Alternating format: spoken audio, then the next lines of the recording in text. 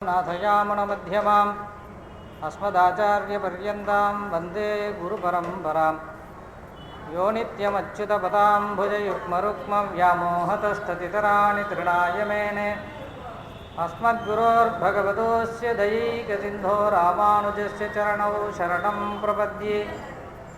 मातापिता युवतयः तनया विभूतिः सर्वं विदेव नियमेन मदन्वयानाम् आद्यस्य नः कुलपतेर्बहुलाभिरामं श्रीमत्तदङ्ग्रियुगलं प्रणमामि मूर्धना भूतं सरस्य महदाह्वय भट्टनाथ श्रीभक्तिसारकुलशेखरयोगिवागान् भक्ताङ्गिरिरेण परकालयतीन्द्रमिश्रान् श्रीमत्पराङ्कुशमुनिं प्रणतोऽस्मि नित्यम्।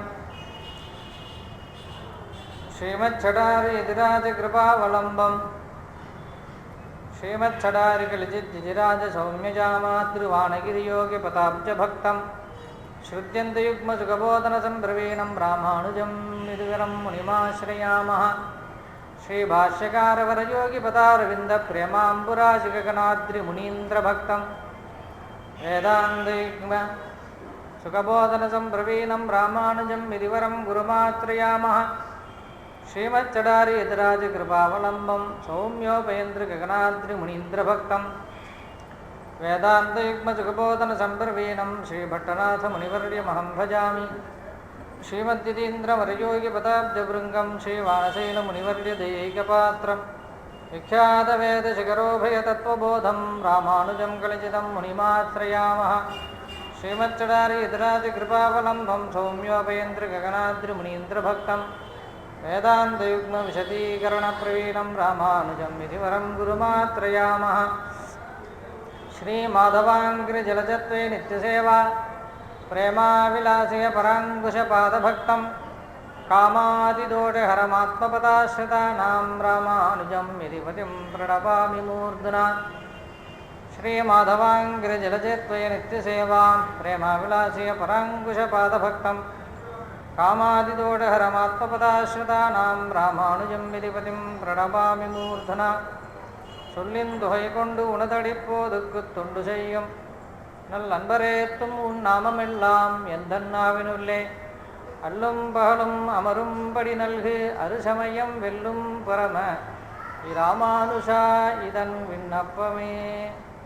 சர்வத்திர கோவிந்தநாம சங்கீர்த்தனம் கோவிந்தா கோவிந்தா. ஆழ்வார் எம்பெருமானார் ஆண்டாள் ஜீயர் திருவடிகளே சரணம், ஜீயர் திருவடிகளே சரணம்.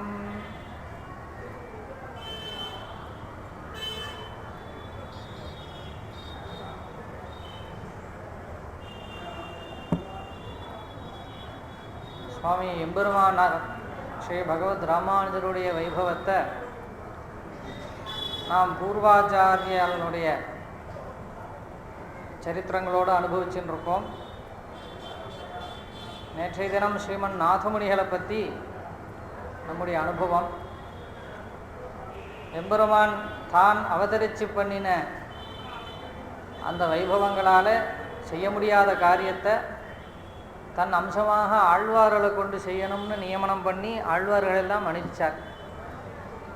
ஆழ்வார்கள் நம்மிடத்தில் பழக பயந்துண்டு ஈதன்ன உலக இயற்கைன்னு நமக்கு சொல்ல வேண்டிய கருத்துக்களை திவ்ய பிரபந்தமாக பண்ணி 4000 பெரிய தனத்தை நமக்காக கொடுத்துட்டு அவள் பரமத்துக்கு எழுந்துருளினான்.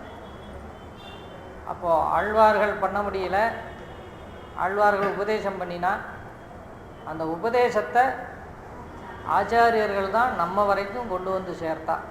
ஏன்னா அனுபவம் மேலிட மேலிட மேலிட என்ன ஆகும் கேட்டாக்கா அவளால் காரியம் பார்க்க முடியாது. கிருஷ்ணானுபவம் கிருஷ்ண திருஷ்ணா தத்துவம் விபோதிதம் நேற்றை பார்த்தோம். நம்மாழ்வார் உரலினோடு இணைந்து ஏங்கி இருந்து எழிவே அப்படின்ன உடனே மயங்கிடு 6 மாதம் மூர்ச்சையிடுவாராம். 6 மாத காலம் எழுந்திருக்க மாட்டார். அப்போ மூர்ச்சையாக இருந்தால் என்னைக்கு அனுபவிக்கிறது, இல்லை என்னைக்கு உபதேசம் பண்ணுறது? அப்போ கிருஷ்ணா அப்படின்ன உடனே மூர்ச்சையாயிட்டோம்னா அப்புறம் என்னைக்கு கைங்கரியம் பண்ணுறது? இப்போ சந்நிதிக்கு போகிறோம், பெருமாளுக்கு திருவாராதனம் பண்ணணும், பெருமாள் போய் அப்படி காத்தால் போய் விஸ்வரூபம் பண்ணி அர்ச்சகர் போய் நின்று எல்லாம் பண்ணணும். உள்ளே போய் கிருஷ்ணனை பார்த்த உடனே கிருஷ்ணான்னு மயங்கி விழுந்துட்டாருன்னா என்னைக்கு திரை எடுக்கிறது, என்னைக்கு விஸ்வரூபம் பண்ணுறது, என்னைக்கு வெளியில் உள்ள சேவார்த்திகள் சேவிக்கிறது, கைங்கரியம் எப்படி நடக்கும்? அதே மாதிரி பகவத் அனுபவம் சொல்ல வர்றவாளும் எம்பெருமானை பற்றி சொல்ல வரும்பொழுதே எளிவே அப்படின்னு எம்பெருமானுடைய அந்த எளிமையை நினைத்து அழ ஆரம்பிச்சிட்டான்னா என்னைக்கு உபன்யாசம் முடிகிறது? அதனால் எம்பெருமானுடைய அனுபவம் இருக்கணும், ஆனால் அனுபவம் மேலிடக்கூடாது.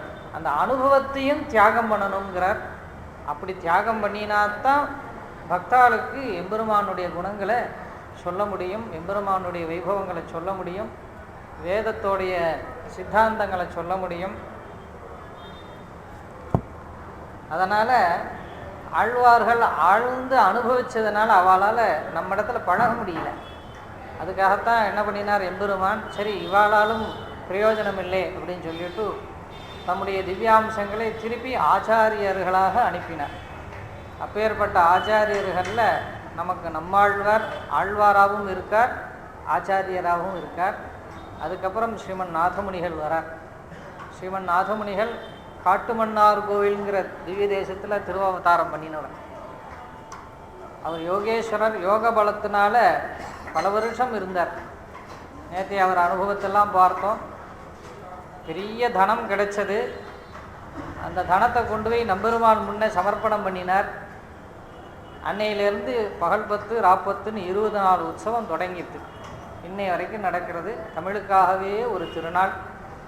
அப்பேற்பட்டதான ஒரு பெரிய மகோத்சவம் இன்னைய பர்யந்தம் நடந்துன்றது. ஸ்ரீமன் நாதமுனிகள் அதை தொடங்கி வச்சார். இப்படி அவருடைய அனுபவம், வேதம் வேதாந்தம் சாஸ்திரம் அப்படின்னு இருந்தவர் இப்போ என்ன ஆயிட்டார் அப்படின்னாக்கா, திவ்ய பிரபந்தத்தில் ஆழ்ந்து இந்த திவ்ய பிரபந்தத்தோட ஈரச் சொற்கள்னால் ஈர்க்கப்பட்டு எப்போ பார்த்தாலும் அந்த அனுபவம் இன்னும் மேலிட்டு எடுத்தவர். யோக திசையில் இருந்தவர் இப்போ அனுபவத்துக்கு வந்துட்டார். அதனால் என்னாச்சு அப்படின்னா, அங்கே இருக்கிற கங்கை கொண்ட சோழபுரம்னு அங்கே இருக்குது. அதுதான் அந்த நாளில் தலைநகர். அங்கேருந்து மகாராஜா நாதமுனிகளை பார்க்க வருவாராம். அந்த ராஜாவுக்கு 8 ராணிகள். அந்த 8 ராணிகளோடு ஒரு நாள் ஆச்சாரியரை சேவிக்க வரார். நாதமுனிகள் நல்ல அனுபவம். இப்போ முன்னாடியெல்லாம் அந்த யோகம் வந்து கம்பீரமாக இருப்பாராம். இப்போ எப்போ பார்த்தாலும் கண்ணும் கண்ணீரமாக இருக்கார். கிருஷ்ணான்னு அழுக வர்றது, எம்பெருமானுடைய பாசுரங்களை சேவிக்க சேவிக்க சேவிக்க ஹிருதயம் உருகிறது. ஆழ்வார்கள் அப்படி கொட்டி வச்சிருக்கா. அதனால் என்ன பண்ணினார், இந்த ராஜா சேவிக்க வந்தான். 8 ராணிகளும் கூட வரா. வந்த உடனே என்னாச்சு, ராஜா வந்து இறங்கினா, நாதமுனிகள் உள்ளே இருக்கார். இந்த மாதிரி ராஜா சேவிக்க வந்திருக்கார் அப்படின்ன உடனே அவன் வெளியில் காத்துன்னு இருக்கான். நாதமுனிகள் வெளியில் வந்தார். வந்த உடனே என்னாச்சுன்னா, நடுவில் ராஜா நிற்கிறார். இந்த பக்கம் 4 ராணிகள், அந்த பக்கம் 4 ராணிகள். 8 ராணிகளை பார்த்த உடனே நாதமுனிகளுக்கு இவன் சோழராஜன், இவர்கள்லாம் அவருடைய பட்ட மகிழ்ச்சிகள்னு நினைக்காம துவாரகையிலேருந்து கண்ணன் வந்திருக்கான்னு அந்த அனுபவம். ஏன்னா துவாரகையில் இருக்கிற கண்ணனுக்கு 8 திவ்ய மகிழ்ச்சிகள் இல்லையா, ருக்மிணி, சத்யபாமா, ஜாம்பவதி, சத்யா, மித்ரா, காளிந்தி, இப்படி 8 பத்னிகள், 8 பட்ட மகிழ்ச்சிகள். அந்த 8 பத்னிகளோட துவாரகாதீசன் வந்தால் எப்படி இருக்கும் இவர் அனுபவம். ஏன்னா உள்ள பாசுரம் ஜெயிச்சுட்டு இருந்தார். பெரியாழ்வாருடைய அனுபவம் இங்கே வந்தாக்கா கிருஷ்ணன் மாதிரி தெரிகிறது அவர் அந்த அனுபவம். அப்போது இந்த பிரகிருத்தியில் இருக்கிற சம்பந்தம் அவருக்கு விட்டு போச்சு. இந்த லோக விஷயங்கள்லாம் விட்டு எதை பார்த்தாலும் கிருஷ்ணன் கிருஷ்ணன் கிருஷ்ணன், எல்லாமே கண்ணன். தின்னும் சோறு பருகும் நீர் தின்னும் வெற்றலை, உண்ணும் சோறு பருகும் நீர் தின்னும் வெற்றலை, எல்லாம் கண்ணன். போஷகம் போக்கியம் தாரகம் அப்படின்னா, அப்போ தாரகம்னா ஜலம், நமக்கு உயிர் தரிக்கிறதுக்கு ஜலம் வேணும். அப்புறம் போஷகம், அந்த உயிர் தரித்த அந்த இதை போஷணம் பண்ணணும், காப்பாற்றுறதுக்கு சாதம் வேணும். காப்பாற்றியாச்சுன்னா கொஞ்சம் அந்த போகத்தை அனுபவிக்கிறதுக்காக வெற்றிலை, அது போக்கியம். இது வந்து சாமான்யமான இந்த சரீரத்துக்கு. ஆனால் ஆத்மாவுக்கு எது போஷகம், எது தாரகம், எது போக்கியம் அப்படின்னா எல்லாம் கண்ணன் தான். கண்ணனே தண்ணீராகவும் இருக்கான், கண்ணனே சோறாகவும் இருக்கான், கண்ணனே வெற்றிலையாகவும் இருக்கான். அதுவே எல்லாம். இப்போ இந்த பிரகிருதியே கண்ணன் ஆயிட்டார். அதனால் ஸ்ரீமன் நாதமுனிகளோட அனுபவம் அப்படி இருந்தது. வந்த உடனே என்ன பண்ணினாராம், மகாராஜாவை இவரை சேவிக்க எத்தனைக்கிறதுக்குள்ள அவர் விழுந்து சேவிச்சுட்டார். யாரை சேவிச்சோன்னா இவன் பதறிட்டான் சோழராஜன். ஆச்சாரியர் சிஷ்யங்காலில் விளறதா, நான் ஒரு நீச்சன், எனக்கு என்ன ஞானம் இருக்குது, நீர் யோகேஸ்வரர் அப்படின்ன உடனே கொஞ்சம் நிதானிச்சுண்டு, ஓ அப்படியா அப்படின்னாராம். இல்லை, எனக்கு துவாரகாதீசனே வந்த மாதிரி இருந்தது, 8 திவ்ய மகிழ்களோட கண்ணன் வந்த மாதிரி இருந்தது அப்படின்னாராம். அதே மாதிரி இன்னொரு நாளும் இதே அனுபவம். இப்போ கிருஷ்ணானுபவமா அன்னைக்கு பெரியாழ்வார் பாசுரம் ஜெயிச்சுட்டு இருந்தார். இன்னொரு தரம் அதே ராஜா தனியாக வரான், குதிரையில் வரான். அன்னைக்கு ராமனுடைய அனுபவம், குலசேகர ஆழ்வார் பாசுர அனுபவம். அன்னைக்கு பூரா ராமனையே தியானம் பண்ணிட்டு இருக்கார். அந்த ராஜா வந்தான். வந்த உடனே ஏதோ பேசின்னு இருந்தான்.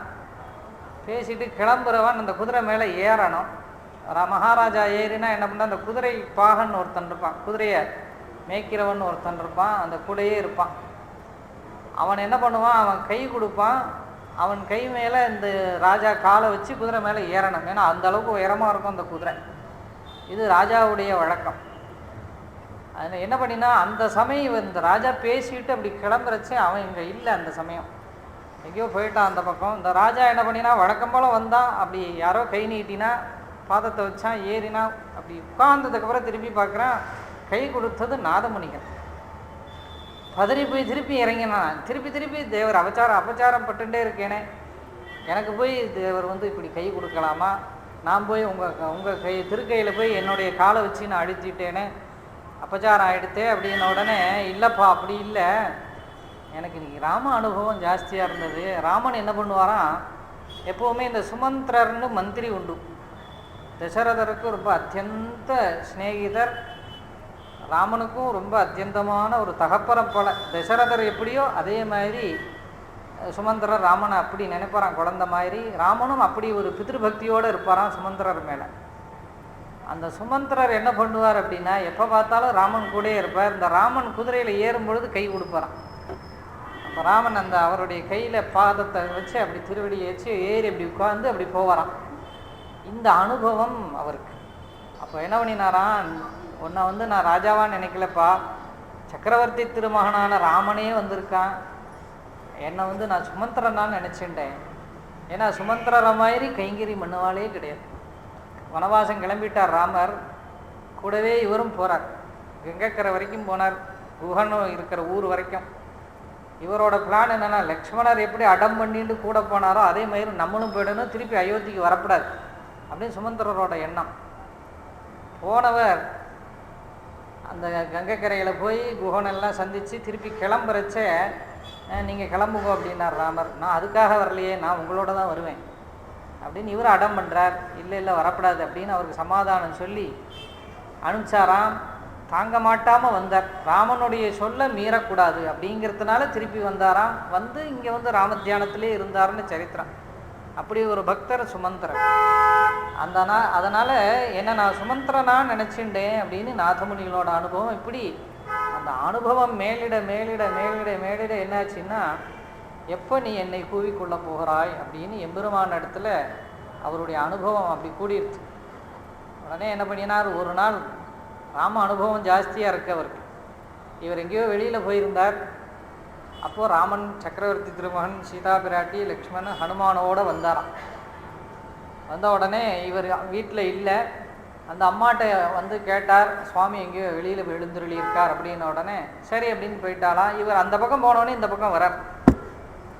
வந்த உடனே என்னாச்சு, யாரோ உங்களை பார்க்க வந்தா அப்படின்னா. யார் வந்தான்னு, யாரோ கையில் வில்லு வச்சுன்னு வந்தா. பக்கத்தில் ஒரு அழகான ஒரு ஸ்திரீயும் வந்தா. அந்த அம்மாவுக்கு தெரியல பாவம். வந்தா கூட இன்னொருத்தரும் அழகாக வந்தார், அவரும் வில்லு வச்சுன்னு வந்தார். ஹனுமாரும் வந்தார், ஒரு குரங்கும் கூட வந்தது அப்படின்னார். உடனே இவருக்கு நம்ம பார்க்குறதுக்கு சக்கரவர்த்தி திருவானையில் வந்திருக்கார் அப்படின்னு ஓடினாராம். தேடிண்டே இங்கே யாரும் இந்த வில்லு பிடிச்சிட்டு யாரும் வந்தாலோன்னு அப்படியே கேட்டுட்டே போகிறார். போனவர் அவருடைய அந்த தாபம் தாங்கலை, எனக்கு இப்போவே மோட்சம் கொடு அப்படின்னு கேட்டார். எம்பெருமான் அவருக்கு மோட்சம் கொடுத்தார். எம்பெருமான் திருவடி அடைஞ்சார்னு அவருடைய சரித்திரம். இப்போ எம்பெருமானுடைய அந்த ஆச்சாரிய பரம்பரையில் லக்ஷ்மிநாத சமாரம்பாம் நாதயாமுன மத்தியமாம்னு நாதமுனிகளைத்தான் நடுவாக கொண்டிருக்கு. அவரனால தான் நமக்கு 4000 கிடைச்சது.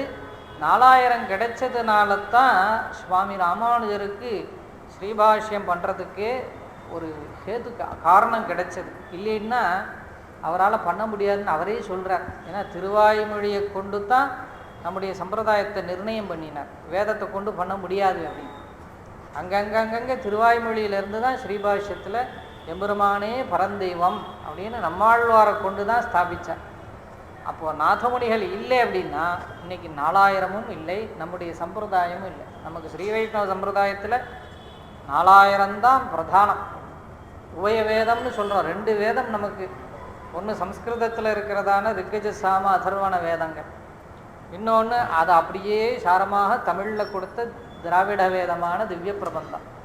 அப்போ 2 கண் கொண்டு தான் நம்ம பார்க்கணும். ஒரு கண் கொண்டு பார்த்தோம்னா கோணலும் வானலுமாக தெரியும், பூர்த்தியாக தெரியாது. அதனால் உபய வேதம்னு நம்முடைய சம்பிரதாயத்தில் 2 கண் கொண்டு பார்க்குற மாதிரி 2 வேதத்தை கொண்டு பார்க்கணும். ஒன்று அந்த சம்ஸ்கிருதத்தில் இருக்கிற வடமொழி வேதம், இன்னொன்று திராவிட வேதமான இந்த திவ்ய பிரபந்தம். இது 2ம் தான் நமக்கு 2 கண்.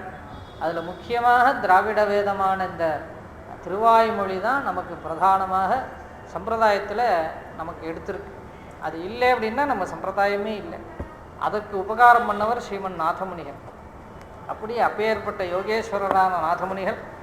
அதுக்கப்புறம் அந்த பரம்பரையில் வந்தவர் ஆளவந்தார், யமுனை துறைவர்னு பேர். அவருக்கு நாதமுனியினால் நியமிக்கப்பட்டவர் உய்யக்கொண்டார் மணக்கால் நம்பின்னு 2 ஆச்சாரியார். இந்த உய்யக்கொண்டார் நாதமுனிகளோட நேரடிய சீடர். அவர் என்ன பண்ணுவார் அப்படின்னா நாதமுனிகளோடையே இருப்பாராம். எப்போ பார்த்தாலும் அனவரதம் ஆச்சாரிய கைங்கரியம். அவர் ஏவி பணிகள் நிஷ்கிரையேன, என்னை யாராவது ஸ்ரீ வைஷ்ணவாளுக்கு விற்கலாம்னார் அவர். ஏன்னா என்னை கொண்டு நான் அடியே இருக்கேன், என்னை வந்து தைரியமாக ஒரு ஸ்ரீ வைஷ்ணவன் இன்னொரு ஸ்ரீ வைஷ்ணவனுக்கு வித்துடலாம், விற்று என்னை கிரயம் பண்ணிக்கோங்கோ அப்படி ஒரு தாசியமாக. அப்படி விற்றாக்கா நான் யாருக்கு விற்றாலோ அவளுக்கு போய் நான் கைங்கரியம் பண்ணின்னு இருக்கேன், அப்படி ஒரு அடிமையாக இருப்பேன் அப்படிங்கிறார். தாசதாசியம்னு பேர், அடியாருக்கு அடியவனாக இருத்தல். அதனால் நாதமுனிகளுக்கு அப்பேற்பட்டதான சிஷ்யர் இந்த உய்யக்கொண்டார். அவருக்கு உய்யக்கொண்டார்னு திருநாமம் ஏன் வந்தது அப்படின்னாக்கா, அந்த நாதமுனிகளோட தேவிகள் அவள் அம்மா ஊரில் இருந்தா கொஞ்ச நாள். அப்போது என்ன பண்ணினார், இவர் கைங்கரியத்துக்கு ஒரு ஆள் வேணும்னு கேட்டார். இன்னும் இவர் அனுப்பிச்சார். இவரும் போனார். இவர் பார்க்குறதுக்கு வேதாந்தங்கள் கரகண்டவரை ஒழிய பார்க்குறதுக்கு சுமாராக தான் இருப்பாராம். அந்த தேஜஸ்வியாக இருக்க மாட்டாராம். பார்க்குறதுக்கு யாரோ வேலைக்காரர் மாதிரி இருப்பாராம். அதனால் இந்த அம்மா சுவாமி அனுப்பிச்சார்ன்னு போய் நின்ன உடனே சரி அங்கே இரும் அப்படின்னாலாம். உடனே எல்லாரும் சாப்பிட்டு எல்லாம் முடிஞ்சதுக்கப்புறம் மிச்சத்தை கொண்டு வந்து போட்டாலாம். வாசல் திண்ணையிலே உட்காத்தி வச்சு போட்டு எல்லாம் முடிஞ்சு ஆன உடனே எல்லா காரியங்கள்லாம் முடித்தார். மகாபிரசாதம் கிளம்பிட்டார். இந்த அம்மாவையும் கூட்டின்னு வரார் துணைக்கு. நீ போய் இருந்து அழைச்சின்னுவான்னு அனுப்பிச்சிருந்தார். எல்லா உற்சவங்கள்லாம் அந்த வைபவங்கள் முடிஞ்சவுடனே அழைச்சின்னு வரார். வந்த உடனே தேவிகள் வந்தா, நாதமுனிகளை சேவித்தோடனே எல்லாம் நன்னா நடந்ததா, வைபவங்கள்லாம் நன்னா நடந்தது அப்படின்ன உடனே இந்த ஒருத்தர் அனுப்பிச்சி வச்சேனே அவரை நன்னா கவனிச்சியா அப்படின்னு கேட்டாரான். அப்படியா, யார் அவர் அப்படின்னாரான். அவர் தான் நம்முடைய சீடர், அவர் வேதாந்தங்கள்லாம் அபியாசம் பண்ணவர், ரொம்ப சிஷ்டாச்சாரம் உள்ளவர், சம்பன்னர் அப்படின்ன உடனே பதறிட்ட அந்த அம்மா. அச்சோ நாம் வந்து அவமானப்படுத்தி விட்டோமே, சுவாமிக்கு தெரிஞ்சால் நம்மளை வந்து உண்டிலே ஆக்கிவிடுவாரேன்னு சொல்லிவிட்டா அந்த அம்மா. அப்படியே எனக்கு தெரியல, நான் யாரோ வேலையாளுன்னு நினச்சிட்டு திண்ணையில் உட்காந்து வச்சு சாதம் போட்டேன், அதுவும் நாங்கள்லாம் சாப்பிட்டு எல்லாம் மிச்சத்தை கொண்டு போய் போட்டேனே, இப்படி ஒரு அபச்சாரம் பண்ணிட்டேனே, அடி எனக்கு தெரியலையே, அடி என்ன பண்ணுவேன் அப்படின்ன உடனே நாதமுனிகளுக்கு ரொம்ப வருத்தமாயிடுச்சு. உடனே அவரை கூப்பிட்டார். புண்டரீகாட்சரே வாரும் அப்படின்னார். உடனே வந்தார். வந்த உடனே அடியேன் அப்படின்னார். இந்த மாதிரி நடந்ததே, உம்மை வந்து இப்படி பிரசாதங்கள் இது பண்ணி உம்மை அவமானப்படுத்தி விட்டாலாமே, நீர் என்ன நினைச்சீர் அப்படின்னார். உடனே அவர் சொன்னாராம், சாதுச்சிஷ்டம் மகாபௌக்கியம் அப்படின்னாராம். இந்த சாதுக்களோட உச்சிஷ்டம் மகாபிரசாதம் அப்படின்னாராம். ஏன்னா நாம் முதல்ல சாப்பிட்டுட்டோம் அப்படின்னாக்கா அது வெறும் சாதம். அது அடியார் சாப்பிட்டு இன்னொரு அடியார் சாப்பிட்டு இன்னொரு அடியார் சாப்பிட்டு அடியார் அடியார் அடியார் தம்மடியார் தமக்கடியார்னார் நம்மாழ்வார். ஏன்னா அடியார் அடியார் அடியார் அடியார் 5 தடவை சொல்கிறாருங்க. அப்படி இருக்கணுமா? தாச தாச தாச தாசோகம்னு இருக்கணுமா? நம்முடைய சம்பிரதாயம் எப்பயும் முதல்ல போய் நின்றப்படாது. சுவாமி வேதாந்த தேசிகர் சரித்திரத்தில் ஒரு சம்பவம் உண்டு. வேதாந்த தேசிகருக்கு ஒரு பெரிய சீடர் இருந்தார். அவரும் நல்ல வேத அத்தியனம் பண்ணவர், சம்பன்னர். ஆனால் கொஞ்சம் கர்வம் உண்டு. உடனே என்ன பண்ணாராம், வேதாந்த தேசிகருக்கு தீர்த்தம் சாதிப்பான் ஸ்ரீரங்கத்தில். அவருக்கு ராமானுஜருக்கு அப்புறம் வந்த ஆச்சாரியர். ராமானுஜருக்கு அப்புறம் ஒரு 300-400 வருஷத்துக்கு அப்புறம் வந்தவர் அந்த சுவாமி. அப்புறம்தான் ஸ்ரீரங்கம் நிறைய அந்த முஸ்லீம்களோட படையெடுப்பில் நிறைய சிதைஞ்சு போனதை அவர் கொஞ்சம் சரி பண்ணினார். அதுக்கப்புறம் அவருமே அங்கே இருந்த நம்பெருமாளெல்லாம் காப்பாற்றுறதுக்கு இப்போ கிரந்தங்கள்லாம் எடுத்துட்டு வடக்க போயிருந்தார் கொஞ்ச நாள். அப்படிலாம் சிரமப்பட்டு காப்பாற்றின மகான்களை வாழலாம் நம்முடைய சம்பிரதாயத்தை. அப்பேற்பட்ட தேசிகர் என்ன பண்ணார், தீர்த்தம் வாங்கிக்கிறதுக்கு முதல்ல அவருக்கு தான் முதல்ல எல்லாம் சுவாமி ராமானுஜருக்கு எப்படி நடந்ததோ அதுக்கப்புறம் அந்த பரம்பரையில் வந்து ஆச்சாரியர் அப்படிங்கிறதெல்லாம் முதல் தீர்த்தம் அவருக்காகும். சடாரி எல்லாம் மரியாதை ஆன உடனே இவர் பக்கத்தில் நிற்பார், அடுத்து இவருக்காகும். அப்படியே நடந்துட்டு இருக்கும். ஒரு நாள் என்ன, சுவாமி வரலை, இவர் போய் நிற்கிறார் அங்கே. எப்பயுமே வேதாந்த தேசிகருக்கு ஆன உடனே இவருக்காகும் இல்லையா? அன்னைக்கு என்னாச்சுன்னா, வேதாந்த தேசிகருக்கு அடுத்து ஒரு ஸ்தானம் இருக்கு இல்லையா, அதில் இருந்த ஆச்சாரியருக்கு அவ தீர்த்தம் கொடுத்துட்டான். அப்புறம் இவருக்கு வருது. உடனே இவருக்கு கோபம், அவருக்கு ஆனதுக்கப்புறம் எனக்கு ஆகணும் இல்லையா, அது எப்படி அவளுக்கு கொடுக்கலாம் அப்படின்னு ஒரு அகங்காரம். உடனே நேராக அந்த வழக்கு அவர்கிட்ட போச்சு, சுவாமிகிட்ட.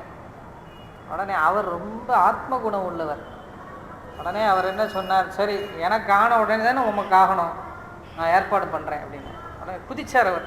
உமக்கு ஆகித்தான் எனக்கு ஆகணும், ஆனால் நீர் இல்லைன்னா எனக்கு தானே முதல்ல ஆகணும், அது எப்படி இது எப்படின்னார். சரி இருக்கட்டும், அதெல்லாம் விட்டுரும், உமக்கு என்ன இப்போ வேணும், உமக்கு தீர்த்தம் ஆன கையோடு எனக்கு ஆகணும் அப்படின்னார். சரி பண்ணிடுறேன், நாளையிலேருந்து அது நடக்கும் அப்படின்னார். சரின்ட்டார். எல்லாரையும் கூப்பிட்டார், இங்கே பார், அடியனுக்கு தீர்த்த பிரசாதம் ஆன உடனே இந்த சுவாமிக்கிட்ட ஆகணும், வேறு யாருக்கும் கொடுக்கக்கூடாது இனிமேல் சொல்லிட்டார். பட்டரைகளெல்லாம் கூப்பிட்டு சொல்லிட்டார். பண்டாரங்க அந்த ஸ்ரீ பண்டாரத்தில் இருக்கிற நிர்வாகிகளெல்லாம் கூப்பிட்டு எல்லாரையும் சொல்லிட்டார். மறுநாள் கோஷ்டி நடந்துருக்கு. முதல்ல வேதாந்த தேசிகர் நிற்பார் இல்லையா, அவர் என்ன பண்ணிட்டார், கடைசிக்கு போயிட்டார். கோஷ்டியில் கடைசியில் போய் நின்றுட்டார். நின்றுட்டு அங்கே நின்று சேவிக்கிறார் நம்பெருமாளை. இவருக்கு ஒன்றும் புரியல. இவர் தேசிகனுக்கு அப்புறம் தான் நிற்கணும். சரி ஆச்சாரியர் பின்ன அவரும் போய் நிற்கிறார். பாவம், அவர் என்ன நினைச்சார், இன்னைக்கு இங்கேருந்து தொடங்கும் போல் இருக்குன்னு அவர் நினைச்சார். ஏன்னா சுவாமி எங்கே இருக்காரோ அங்கே தான் முதல்ல அவருக்கு தீர்த்தம் ஆகணும்னு பட்டர்கள் இங்கே வந்துடுவான்னு நினச்சிட்டே நிற்கிறார் அவர். ஆனால் இவர் என்ன சொல்லிவிட்டார், அந்த அருளப்பாடு அப்படின்ன உடனே அங்கேருந்தே ஆகட்டும் அப்படின்ட்டார். உடனே என்ன முதல்ல இருந்தால் ஆகணும், பெருமாள் அங்கே இருந்தால் இவருக்காக ஸ்ரீசடகோபம் இங்கே வரணுமா என்ன, அபச்சாரம் இல்லையா, அங்கேருந்தே ஆகலாம் அப்படின்னார். எல்லாருக்கும் ஆகி கடைசியில் தேசிகருக்காச்சு. அதுக்கப்புறம் ஒருத்தர் பாக்கி கிடையாது, இவர் தான் கட்ட கடைசி. உடனே சொன்னார், அவருக்கு அவமானமாக போச்சு. இருந்தாலும் தேசிகன் சொன்னார், என்ன இருந்தாலும் ஆழ்வாருடைய ஸ்ரீ சூக்தி என்ன சொல்லியிருக்கு, அடியார் அடியார் தம்மடியார் தமக்கடியார், அப்படி தான் இருக்கணுமே வெளிய சாதுச்சிஷ்டம் மகாபோக்கியம்னு சொல்லணுமே வெளிய சாதுக்கள் அமுது பண்ணின பிரசாதத்தை தான் நாம் எதிர்பார்க்கணுமே வெளிய நாம் போய் முதல்ல கை நீட்டினா அது பிரசாதம் ஆகாது, இது தெரிஞ்சுக்கும். இந்த தீர்த்தத்தினால நமக்கு ஆத்மகுணமோ எதுவுமோ வரப்போகிறதில்லை, இது எம்பெருமானுடைய பிரசாதம். ஆத்மகுணம் எப்படி வரணும்னா ஆழ்வாருடைய ஸ்ரீசுக்திகளை கேட்டு வரணும், நாம் நடந்துக்கிற நடவடிக்கையில் தான் வரணும். ஆனால் எப்போவுமே தாசனுக்கு தாசனாக இருக்கணுமே ஒழிய நாம் முன்னே இருக்கக்கூடாது அப்படின்னு அவருக்கு உபதேசம் பண்ணினார்னு ஒரு சரித்திரம். அதனால் இன்றைக்கி இந்த புண்டரீகாட்சர் என்ன சொன்னார், சாதுச்சிஷ்டம் மகாபோக்கியம் அப்படின்னார். சாதுக்களுடைய பிரசாத அடியனுக்கு கிடைச்சது இது நாள் வரைக்கும் எனக்கு அந்த மாதிரி கிடைச்சதில்லை. அதனால் இன்றைக்கி அடியனுக்கு ரொம்ப போக்கியமாக கிடைச்சது, ரொம்ப சந்தோஷம் அப்படின்ன உடனே அந்த அவமானத்தை கூட அவர் உகப்பாக எடுத்துட்டார். அதனால் அவருக்கு உய்யக்கொண்டார்னு திருநாமம் சூட்டினார். உய்யக்கொண்டார் அப்படின்னு திருநாமம். அவருக்கு அடுத்ததாக மணக்கால் நம்பி அப்படிங்கிற ஆச்சாரியர் வரார். அவரும் இவரை போலவே அவர் உய்யக்கொண்டாருடைய சீடர். அவரும் என்னாச்சுன்னா இந்த உய்யக்கொண்டாருக்கு 2 திருக்குமாரத்திகள், 2 பெண் குழந்தைகள் அவருக்கு. அவள் அந்த உய்யக்கொண்டாருடைய குழந்தைகள் மணக்கால் நம்பியை அண்ணா அண்ணான்னு கூப்பிட்டுட்டே இருக்கும்.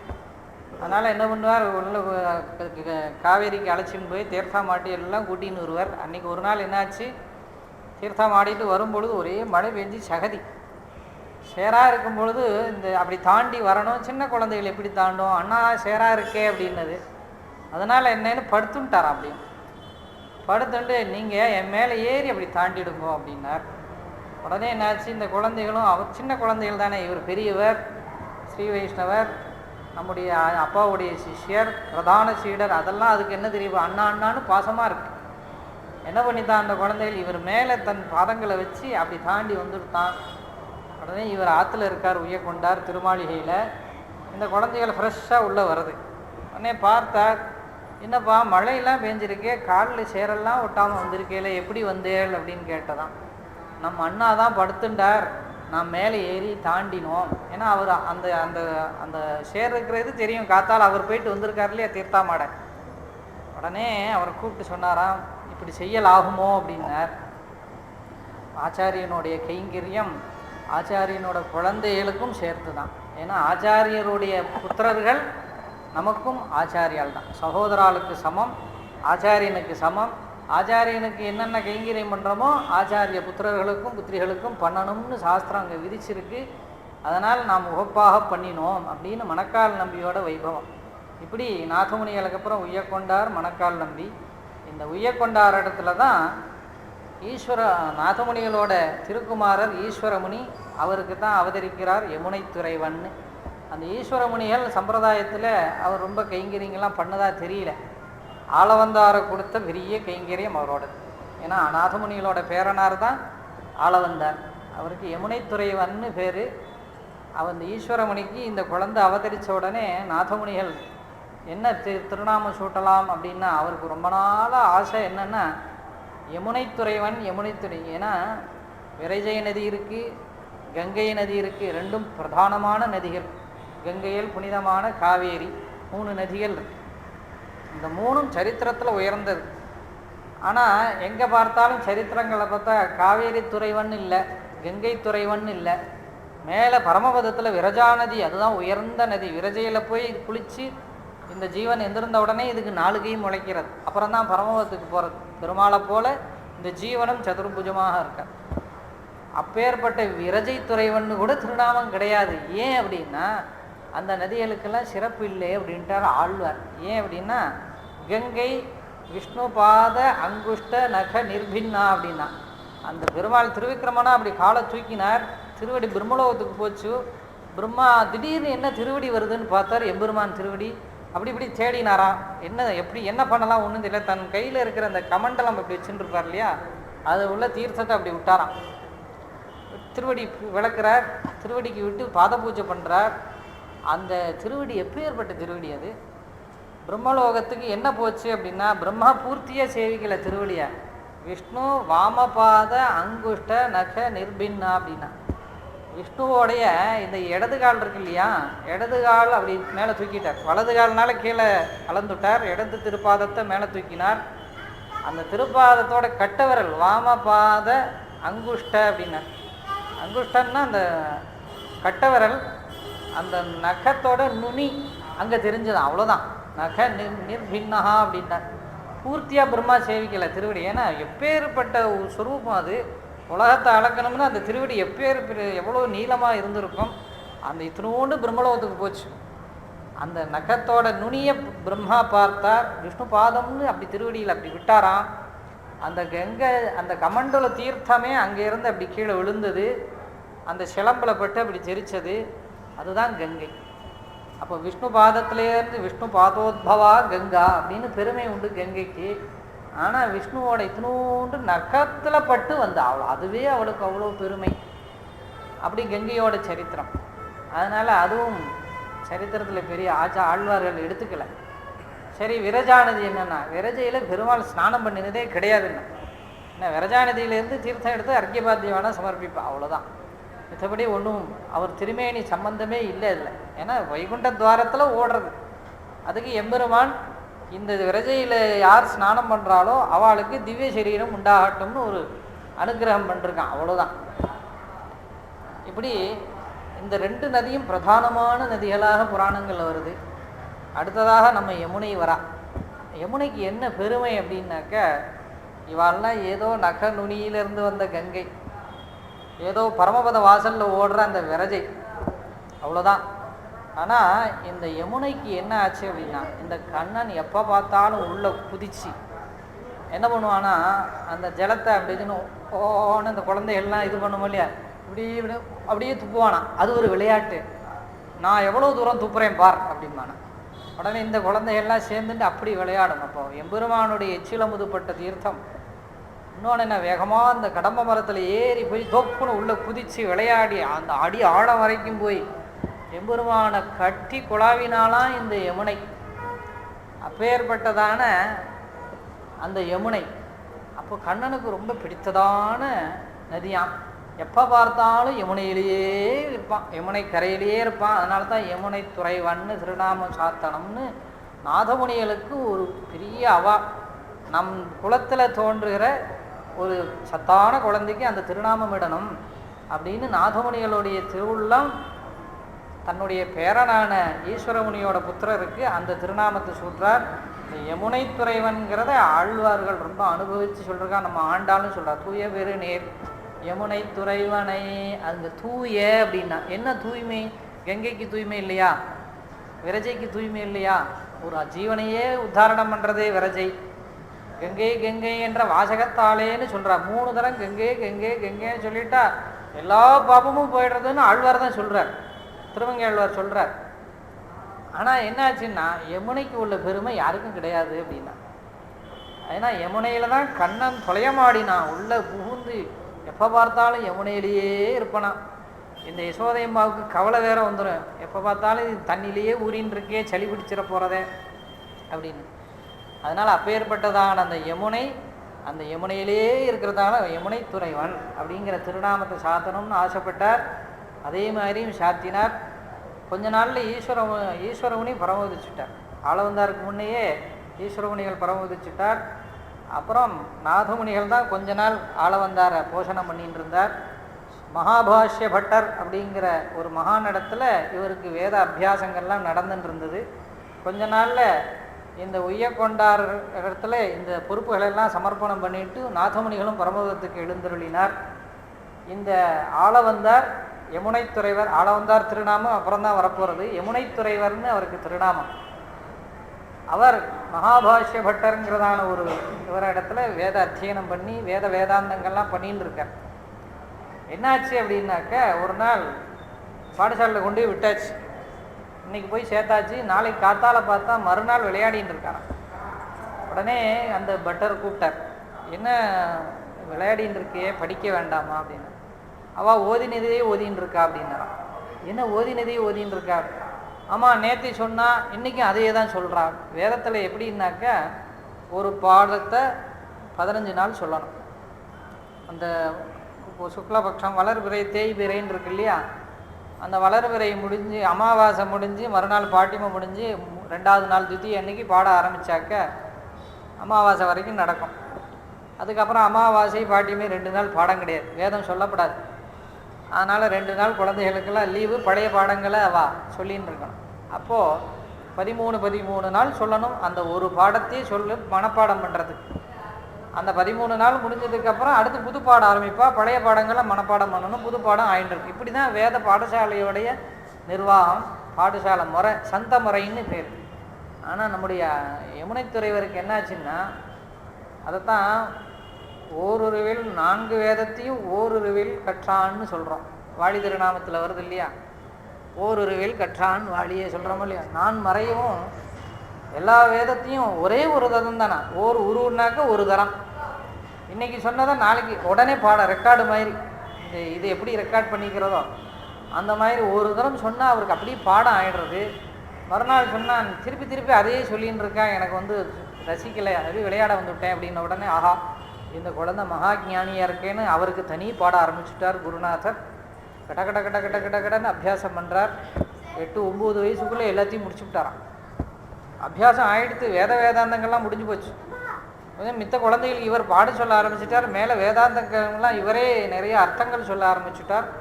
அப்பேற்பட்டதான மகா ஞானத்தோடு இருக்கும் பொழுது அங்கே ஒரு ஆக்கியாழ்வான்னு ஒருத்தன் சாண்டி எல்லா தேசத்துக்கும் போய் தன்னுடைய வித்வத்தை நிரூபித்து எல்லாரையும் வாக்குவாதத்துக்கு இழுக்கிறான். அப்போல்லாம் என்னன்னா ஒவ்வொரு இடத்துக்கும் போவா, தங்களுடைய கருத்துக்களை சொல்லுவா, அதுக்கு எதிர்வாதம் பண்ணணும்.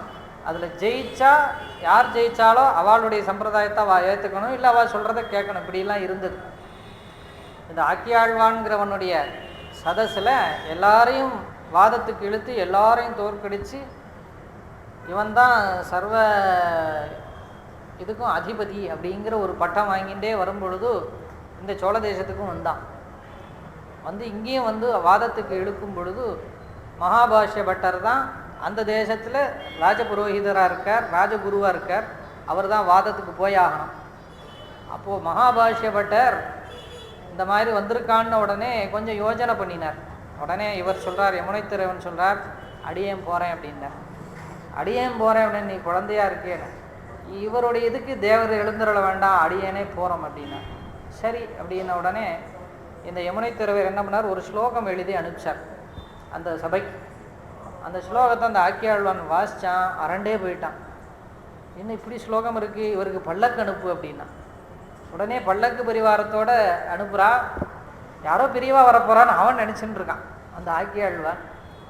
உடனே பார்த்தா சின்ன குழந்தை வருது பல்லக்கில், 8 வயசு குழந்தை வருது.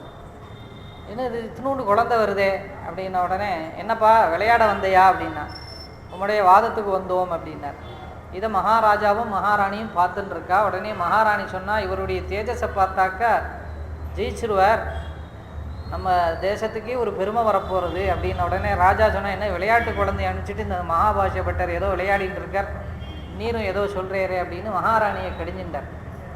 உடனே இல்லை இல்லை இவர் ஜெயிப்பார் கண்டிப்பாக அப்படின்ன உடனே மகாராஜாவுக்கு கோபம் வந்து சொன்னார், இவர் ஜெயிச்சா நான் பாதி ராஜ்யம் தரேன், தோத்துட்டா உன்னை தள்ளி வச்சிருவேன் அப்படின்ட்டான். உடனே மகாராணிக்கு ஏதுடா இது வம்பா போச்சு அப்படின்னு எம்பெருமான இடத்துல பிரார்த்தனை பண்ணிட்டாலாம். உடனே வாதம் தொடங்கினது. உடனே இவர் சொன்னார், வளவளான்லாம் பேச வேண்டாம், வளவளவளான்னு பேசிட்டு வேதாந்த கருத்துக்கள்லாம் சொல்லிட்டு அப்படின்லாம் இருக்கவே வேண்டியதில்லை.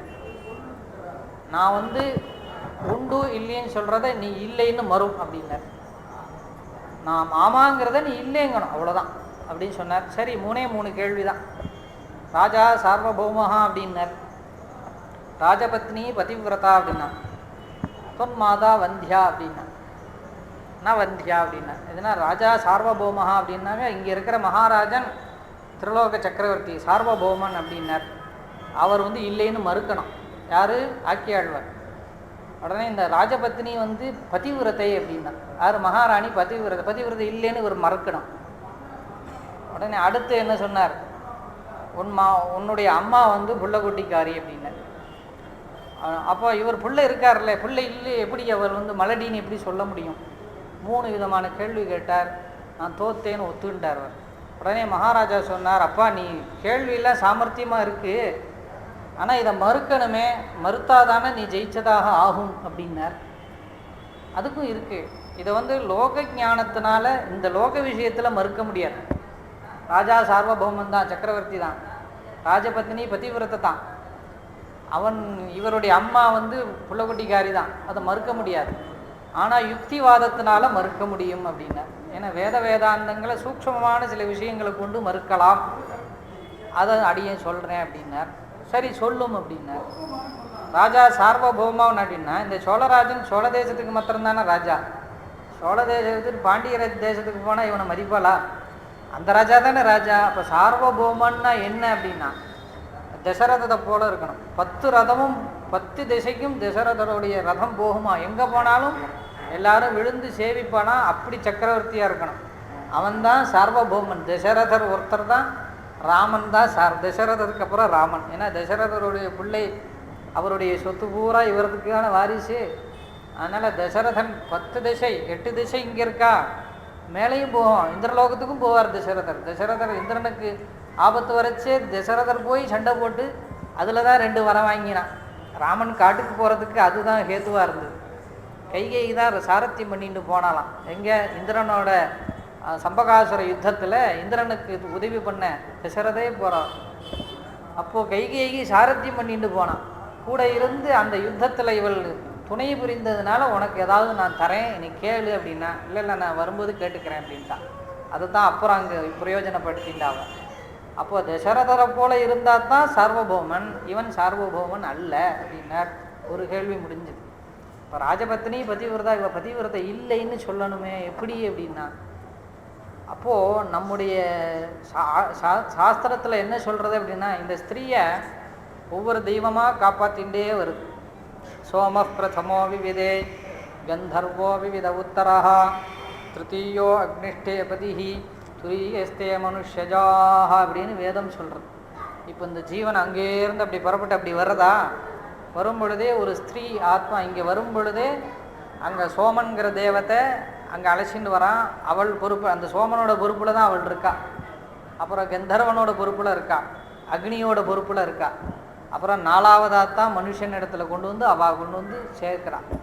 அப்போ அந்த சைதன்யமாக இருக்கும் பொழுது இந்த சரீரம் உண்டாகிறதுக்கு முன்னே, இந்த அப்பா அம்மாட்ட இந்த சரீரம் உண்டாகிறது இல்லையா, அதுக்கு முன்னே 3 தெய்வங்கள் அவளை காப்பாற்றுறான்.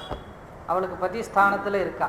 அதனால் இவள் தேவன், கந்தர்வன், அக்னி இவா காப்பாற்றி அப்புறம் மனுஷனிடத்துல கொடுக்கறதுனால அவள் 4வதாக இந்த மனுஷனை, இந்த சரீரம் உண்டானதுக்கு அப்புறம் இந்த சரீரம்தான் பதிவிரத்தையாக இருக்குது, ஆத்மாவுக்கு இல்லை அப்படின்னு இது ஒரு யுக்திவாதமாக அங்கே சொன்னார். சரின்னு அதை ஒத்துண்டார்.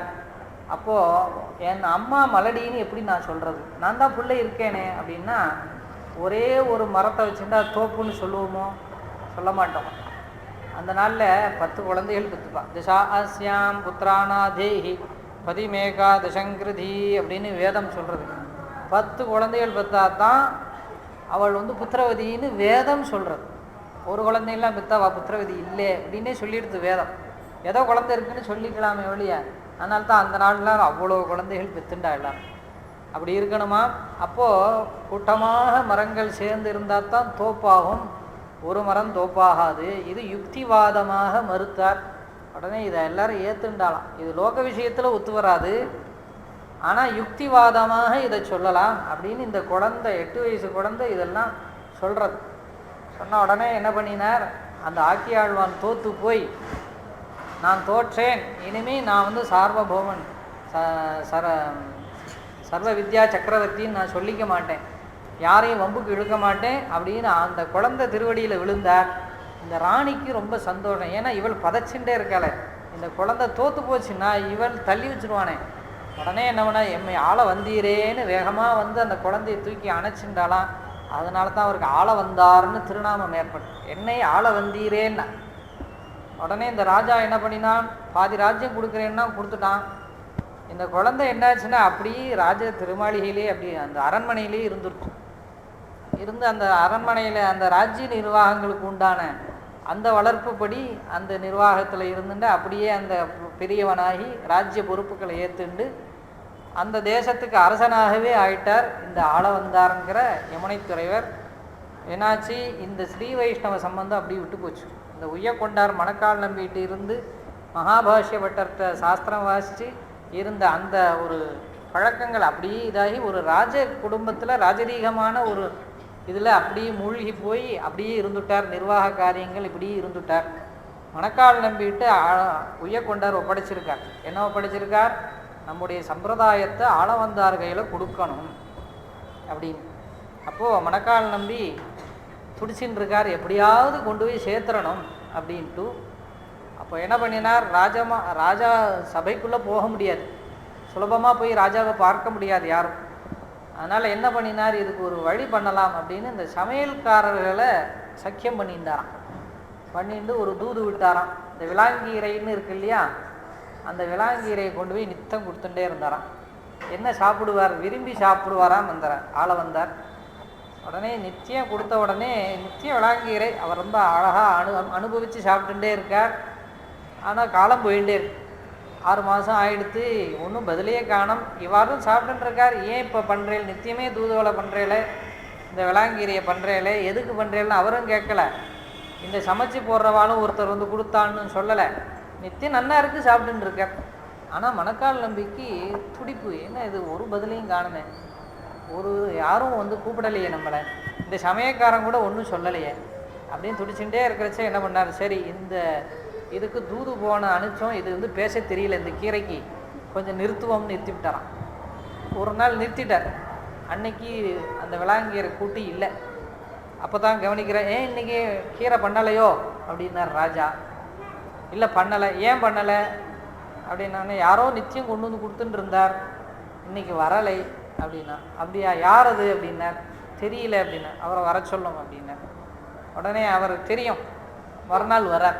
ஒரு நாள் நிறுத்தி மறுநாள் வரார். வந்த உடனே, என்னப்பா நேற்று நீ கொண்டு வரல, மகாராஜா கோவிச்சுட்டார், உம்மை பார்க்கணும்னு சொன்னார், அதுக்கு தானே நிறுத்தினேன். உடனே நேர சபைக்கு போனார்.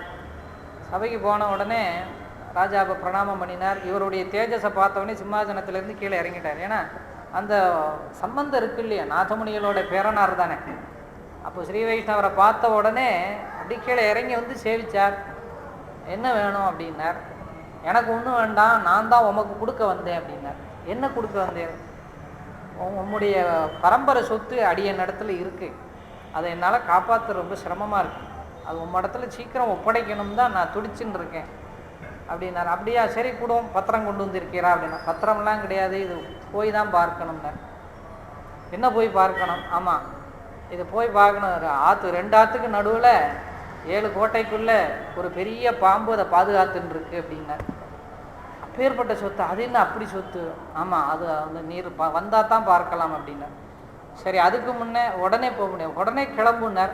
அப்படி கிளம்பப்படாது, அதுக்கு முன்னே சில அபியாசங்கள்லாம் இருக்குன்னு சொல்லிட்டு என்ன பண்ணினார், உடனே நித்தியப்படி அவருக்கு சம்பிரதாய விஷயங்கள்லாம் சொல்லித்தரார். ஒரு 2-3 மாதம் இருந்து இதெல்லாம் அபியாசம் பண்ணி தான் போகணும். ஏன்னா எம்பெருமானை போய் சேவிக்கணும்னா சம்பிரதாயம் தெரிஞ்சுக்கணுமோ இல்லையா. அப்போ ஆழ்வார்களுடைய ஸ்ரீ சூக்திகள், வேதாந்தங்களில் உள்ள கருத்துக்களை எல்லாம் நிறைய அங்கே அபியாசம் சொல்லி கொடுத்து, அப்புறம் அன்றைக்கி போகலாம், நீ தயாராகிட்டீர்னு ஒரு நாள் கூட்டின்னு போனார். எங்கேயோ கூட்டின்னு போகிறார், இவர் நினச்சின்னு இருக்கார். நேராக போனார், காவேரி இறங்கினார். அந்த நாளில் பாலம்லாம் கிடையாது இல்லையா, அதனால் உள்ளே இறங்கினார். ஸ்ரீரங்கத்துக்குள்ளே போனார். என்ன ஸ்ரீரங்கத்துக்குள்ளே வரார்? நம்ம 2 ஆற்றுக்கு நடுவில் ஸ்ரீரங்கம் தானே இருக்குது. 7 பிராகாரம் இருக்குது இல்லையா. 7 பிராகார மத்தியே சரசிஜ முகுலோத்பாசமானே விமானேன்னு 7 கோட்டைன்னு சொன்னார் இல்லையா. 7 பிராகாரம் இன்றைக்கி இருக்குது. 7 துவாரம் இருக்குது. 4 பக்கம் 7 வாசல் இருக்கும். 7 கோபுரமாக இருக்கும் உள்ள வரைக்கும். 7 பிராகாரம். 7 பிராகாரத்துக்குள்ளே அந்த அரவணையில் பள்ளி கொண்டிருக்கிற நம்பெருமாள் தான் சொத்து. அதைத்தான் பெரிய பாம்பு ஒன்று பாதுகாத்து வச்சுன்னு இருக்குன்னு சொன்னார். 7 கோட்டைக்குள்ளே 2 ஆற்றின் நடுவே 7 கோட்டைக்குள்ளே ஒரு பெரிய அரவம் காத்துன்னு இருக்குன்னார். இவரும் போனார், ஸ்ரீரங்கத்துக்குள்ளே போனார்.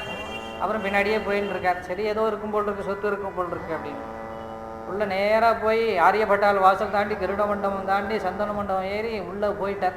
மணத்தூண் பக்கத்தில் போய் நின்னார். சரி, பெருமாளை சேவிச்சுட்டு கொண்டு போய் காமிப்பார் போல் இருக்குன்னு இவர் நினச்சின்னு இருக்கார். உடனே அந்த மணத்தூணை பற்றி நின்று, உன்னை நான் என்னைக்கு காண்பேனோன்னு குலசேகர ஆழ்வார் அங்கே அனுபவிக்கிறார் இல்லையா, என்றுகளோ உன்னை கண்ணார கண்டுகொள்ளும் நாளே அப்படின்னார். அதே மாதிரி இந்த மணக்கால் நம்பி நான் காமிக்கிறவா காமிச்சா தான் பெருமாள் பார்ப்பார். நாம் போய் நின்னாலாம் பார்க்க மாட்டார். நாம் போனால் வெறும் அப்படி போவோம். அதைத்தான் தொண்டரடிப்படி ஆழ்வார் சொன்னார், உடல் எனக்கு உருகுமாலோ என் செய்கேன் உலகத்தீரே அப்படின்னார். குடதிசை முடியை வைத்து குணதிசை பாதம் நீட்டி வடதிசை பின்பு காட்டி தென்திசை இலங்கை நோக்கி கடல் நிற கடவுள் எந்தை அரவணை துயிலுமாக கண்டு உடல் எனக்கு உருகுமாளோ அப்படின்னார். என் செய்வேன் உலகத்தீரே அப்படின்னு இந்த பக்கம் பார்த்தாராம். ஏன்னா உருகிறது இந்த எம்பெருமானை பார்த்து ஆழ்வாருக்கு, ஐயோ இப்படி உருகிறதே என்னால் நிற்க முடியலையே. ஏன் அந்த தூண், அங்கே பெரிய தூண் இருக்கும் ஸ்ரீரங்கத்தில் சேவிச்சிருக்கேன் இல்லையா. கர்ப்பகிரக வாசலில் பெரிய தூண், 2 தூண் இருக்கும். அது ஏன் இங்கே வச்சுருக்கான்னா, இவ போய் நின்னா கீழே விழுந்துருவாளாம். ஏன்னா ஆழ்வார் உருகிறாரிலே, பிடிச்சிக்கிறதுக்கு ஒரு பிடிமானம் வேணுமோ இல்லையோ. மனத்தூணை பற்றி நின்று அப்படின்னார். என்றுகளோ உன்னை கண்ணார கண்டுகொள்ளும் நாளேன்னு ஏன் பற்றி நின்று ஏன் இங்கே சொல்கிறாருன்னா, நிற்க முடியாதான் நம்பெருமாள் இடத்துல போனால் உடம்பு தளர்ந்துடும், உருகிடும், நம்முடைய சரீர பலமெல்லாம் குன்றி போய் கீழே விழுந்துருவோம். அப்படி இழுத்துருவானா நம்மளை, அப்படி மயக்கிடுவான். அதனால் அப்படி உருகிறார் ஆழ்வார். இந்த உலகத்தை பார்த்து அப்போ தான் திரும்புகிறார். அது வரைக்கும் திருமாலையில் பார்த்தா அரங்கமானவர் உலாலே அரங்கமான அவரையே பார்த்து சொல்லுவார். பெருமாளையே கூப்பிட்டு பேசின்னு இருந்தவர் அந்த பாசுரத்தில் தான் இப்படி திரும்பினாராம். உலகத்தீரே அப்படின்னு ஏன் நம்மளை பார்த்து சொல்ல, ஐயோ நீங்கள் எப்படி தைரியமாக நிற்கிறேன்னு நம்மளை பார்த்து கேட்டேன். சில பேர் அப்படி நிற்பா, அப்படி ஏதோ வேடிக்கை அந்த பொருட்காட்சி பார்க்குற மாதிரி பெருமாள்கிட்ட வந்து சடாரி சாய்ச்சா கூட குனிய மாட்டா. தெரியலையோ என்னமோ தெரியல, அகம்பாவமா இல்லை சுபாவத்திலேயே தெரியலையா அது இன்னும் தெரியல. ஆனால் எம்பெருமானை பார்த்த உடனே உருகணும். எம்பெருமானுடைய திவ்ய சரீரத்தை திருவடியிலேருந்து திருமுடி வரைக்கும் பார்த்த உடனே அங்கே உருகணும், கண்ணீர் வரணும், அந்த பக்தி வரணும். அதைத்தான் சொன்னார், அடியனுக்கு உருகிறதே நீங்கள் இப்படி கல்லாட்டம் நிற்கிறீங்களேன்னு உலகத்தீரேன்னு நம்மளை பார்த்து கேட்டாராம் ஆழ்வார். அதனால் யார் காமிக்கிறாங்க மணக்கால் நம்பி போய் இங்கே வார், இதுதான் உம்முடைய பித்ருபைதாமகம் தனம் அப்படின்னார். பித்ரு பாரம்பரியமாக வந்த ஒரு பெரிய சொத்து என்னதுன்னா இந்த நம்பெருமாள் தான், இந்த பெரிய பெருமாள் தான் அப்படின்னு காமிச்சாராம். அன்னைக்கு இவர் சேவிச்சிருக்கார். சோழராஜன் வந்து சேவிச்சிருக்க மாட்டாரா என்ன? அவருடைய தேசத்தில் தானே ஸ்ரீரங்கம் இருக்குது. கங்காவட்ட சோழபுரத்தோட ஆதீனத்தெல்லாம் ஸ்ரீரங்கம் இருக்குது. இப்போ ஸ்ரீரங்கத்துக்கு அவர் போயிருக்கவே மாட்டாரா? நாஸ்திகரா ஆள வந்தார், போயிருப்பார் இல்லையா? ஏதோ உற்சவம்னா ராஜாவை கூப்பிடுவார் இல்லையா? அப்போ அவ்வளோ நாள் போயிருந்து சேவித்தவருக்கு ஏன் அது தெரியல? ஆனால் இன்னைக்கு உருகிறதே, இன்னைக்குன்னா மணக்கால் நம்பி காமிச்சார், இதுதான்ப்பா உன் சொத்து, உன் பெரியவா என் இடத்துல ஒப்படைச்ச சொத்து 4000 பொருளாம் நம்பெருமாள் அப்படின்னு காமிச்ச உடனே என்னாச்சு அப்படின்னா அப்படியே தளர்ந்துட்டாராம். அதெல்லாம் இவ்வளோ நாள் நான் வீணடிச்சுட்டேன் என் வாழ்க்கையை. ஏதோ ராஜாவாக இருந்துட்டு இந்த சாதாரண விஷயங்களை கேட்டுண்டு வழக்குகளையும் அதையும் சொத்தையும் கித்தையும் பார்த்துண்டு இப்படி நான் வீணடிச்சுட்டேனே என்னுடைய வாழ்க்கையில் பாதி நாள் இப்படி வியர்த்தமாயிடுத்து. பரவாயில்ல, இன்றைக்காவது தேவரீருடைய கிருபையினால் எனக்கு என்னுடைய பித்ருபைதாமான தனம் கிடைச்சதே அப்படின்னு சந்தோஷப்பட்டாராம். அதோடு சரி, உடனே தன் பிள்ளைகளுக்கு பட்டத்தை கட்டினார், ராஜ்யத்தெல்லாம் ஒப்படைச்சிட்டார், ஸ்ரீரங்கத்துக்கே வந்துட்டார். ஸ்ரீரங்கத்துக்கே வந்தார், நம்பெருமாள் கைங்கரியத்தை ஏற்றுண்டார், சந்நியாசமும் வாங்கிட்டு அப்போ தான் அது வரைக்கும் நம்முடைய சம்பிரதாயத்தில் ஸ்ரீ வைஷ்ணவத்துக்கு தலைமை பீடம்னு கிடையாது, மடம்னே கிடையாது. ஏன்னா நாதமுனிகள் கூட மடம்னு வச்சுக்கல. அவர் திருமாளிகையிலேருந்தே கைங்கரியம் பண்ணினார், சன்னியாசமும் வாங்கிக்கல அவர். அந்த சன்னியாசிகளுக்கு தானே மடம் உண்டு. அப்படியே இருந்து எம்பெருமான் யோக திசையிலேயே இருந்து கைங்கரியம் பண்ணினார். அதனால் மடம்னு ஏற்பட்டது ஆளவந்தார் காலத்தில் தான். அவர் தான் முதல்ல ஸ்தாபிக்கிறார். அந்த மடம்தான் இன்னைக்கு வரைக்கும் ஸ்ரீரங்கத்தில் இருக்குது. எங்கே இருக்குது? தாயார் சந்நிதியோட வடக்கு வாசலில் நேராக இன்றைக்கி ஸ்ரீரங்க நாராயணஜீயர்னு எழுந்துருளிருக்காரு. அந்த மடம்தான். அங்கே தான் எம்பெருமானாரும் இருந்தார். ஆளவந்தார் அங்கே தான் இருந்தார். ஆளவந்தாருக்கு அப்புறம் வந்த அத்தனை ஜீயர்களும் இன்றைக்கி வரையும் அந்த மடத்தில் தான். நம்முடைய சம்பிரதாயத்தோட முதல் ஸ்ரீமட்டம் அதுதான், ஆளவந்தார்னால் நியமிக்கப்பட்டது. அப்போ ஆளவந்தார் வந்து எல்லா கைங்கரியத்தையும் ஏற்றுண்டு ஸ்ரீரங்கத்தை அபிவிருத்தி பண்ணினாராம். நம்பெருமானுடைய கைங்கரியம் ஒரு க்ஷணம் கூட இன்னைக்கு வரைக்கும் நடந்துட்டுருக்கு. ஒரு 5 நிமிஷம் லேட் ஆகாது. ஏன்னா ஆளவந்தாரோட நியமனம் அதை ராமானுஷர் இன்னும் அழகுபடுத்தினார். ஆளவந்தார் அப்படி பண்ணினார். அதை விட பெரிய உபகாரம் நம்முடைய ஸ்ரீ பகவத்கீதைக்கு கீதார்த்த சங்கிரகம்னு பண்ணினார். 18 அத்தியாயம் இருக்கு இல்லையா, 700 ஸ்லோகம். அந்த 700 ஸ்லோகத்தையும் 18 அத்தியாயமாக கண்ணன் சொல்லியிருக்கான்.